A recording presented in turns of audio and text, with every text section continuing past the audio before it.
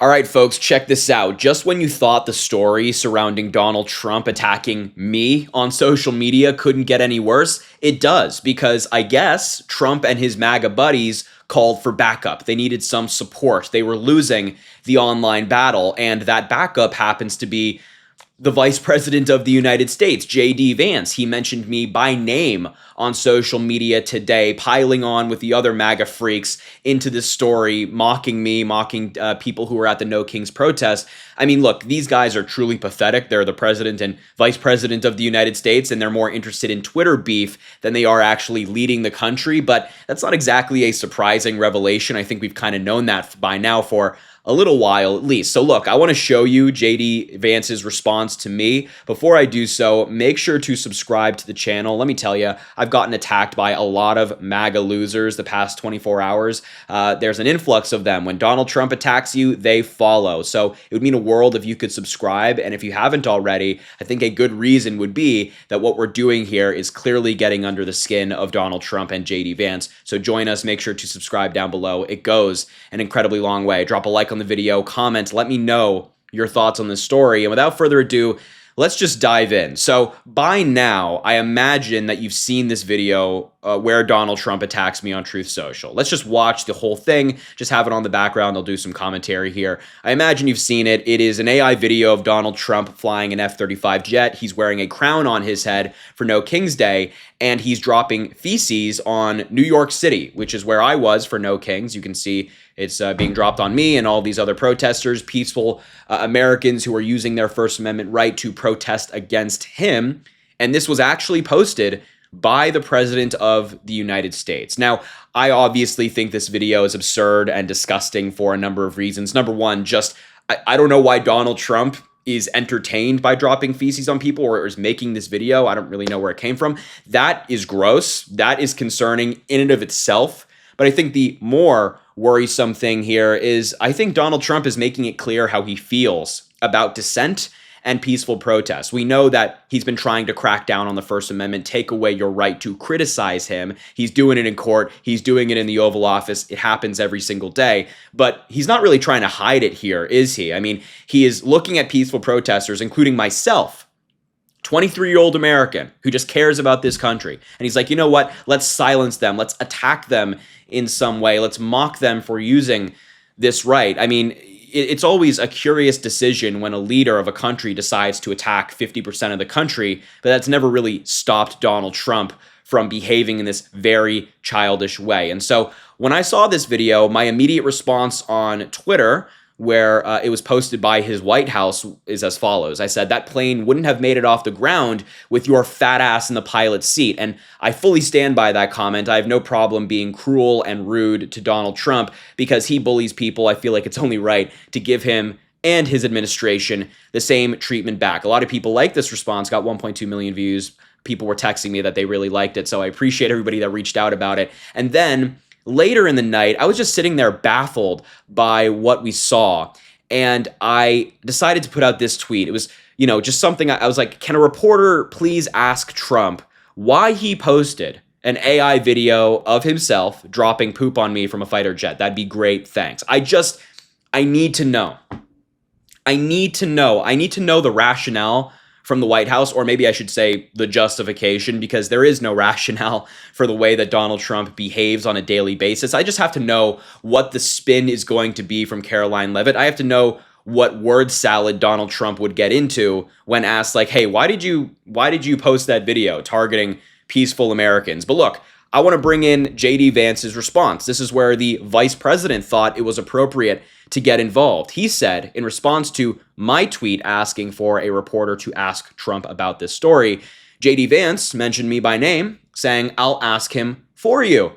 Wow, so kind of Donald Trump's lapdog to make that very kind offer to me. And of course, sense the sarcasm here, J.D. Vance is just that. He is Donald Trump's lapdog. I don't think he actually has a job in the administration. I think his role is tweeting, getting into social media beef with, I guess, 23-year-olds now, and also just doing whatever Donald Trump wants him to do. And most days, I think that's just sitting around and not doing anything. Donald Trump would hate for the spotlight to be on anybody else except him. But this is the vice president of the United States getting involved in this beef. And I said this on other social media platforms in an immediate response to this tweet. I just think this is so pathetic, right? I mean, it's shameful. It's, beneath the office of the vice presidency, of the presidency. No president or VP should be behaving like this as they have in the past 24 hours. But it's just pathetic, right? They're the most powerful people in the country, certainly in the world. And they're more interested in attacking me than they are in actually leading the country, the role that they were elected to do. They're more focused on what I have to say about No Kings and about their administration than they are in lowering prices that they promised to lowering the cost of a house, for example, that they promised to, and no progress has been made. Food's still going up, gas is still going up, all these household items that we buy weekly are still going up, and instead of focusing on that issue, the VP is interested in Twitter beef with me, and I have to say I'm flattered. Thank you to everybody here, because clearly I'm living rent-free in the minds of Donald Trump and J.D. Vance. I wear their hate and their disdain as a badge of honor, a proud badge of honor that I will never run from. This certainly doesn't intimidate me in the slightest. This just emboldens me, empowers you at home as well, to be even more vocal against this administration. They'll try to silence us. And I think one of the main reasons why J.D. Vance and Donald Trump are engaging in this way is pure panic. You can kind of see it in what they're doing, the ways they're trying to discredit No Kings. It's because of these huge numbers. Just look at the evolution here. In April of this year, the hands-off protests, 3 million people. No Kings in June, 5 million people. The estimate for No Kings in October, 7 million people. It's gone up by 2 million people every single time. More and more Americans from different walks of life are joining in and protesting against this administration. And I imagine that they're concerned when they see videos like this on your screen right now. These are all the different major cities: Washington, Philly, New York City, Chicago, San Diego, Boston, Minneapolis, all of these major cities in the United States. These are the crowds. If you're Donald Trump, you're looking at this, you're shaking in your boots, because these are not only Americans who are Democrats, Republicans, independents who are pissed off with him, they're voters.